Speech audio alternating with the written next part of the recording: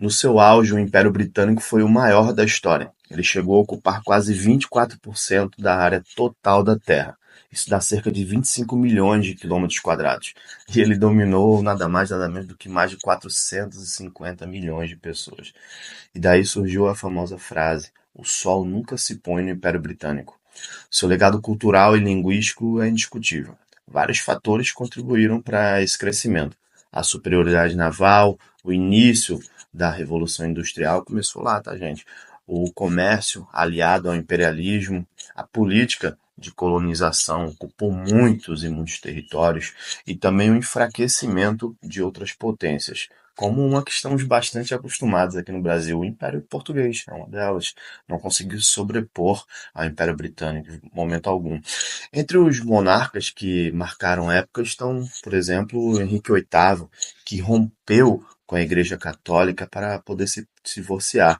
E nessa atitude dele, ele casou simplesmente 6 vezes, né? Tivemos Elizabeth I, que foi conhecida como a rainha que nunca casou. Tivemos a Rainha Vitória, conhecida como a avó da Europa e que marcou era, como por exemplo a era vitoriana, né? Adaptava roupas, costumes. E tivemos aqui, muitos aqui conheceram e viram, né?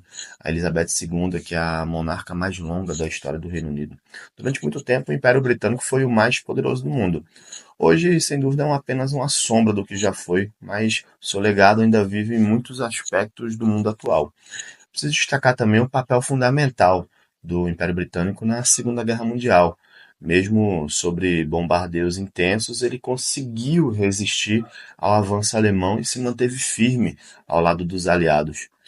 Porém, no entanto, depois da Segunda Guerra, o Império começou a perder força, vieram os movimentos de independência nas colônias, não dava mais para manter tantos territórios, teve também as crises econômicas e aos poucos o domínio britânico ele foi se desfazendo.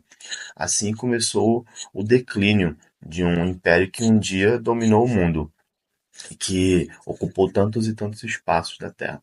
Olha, se você curte história, geopolítica, segue o meu canal. Aqui tem sempre vídeo novo para você.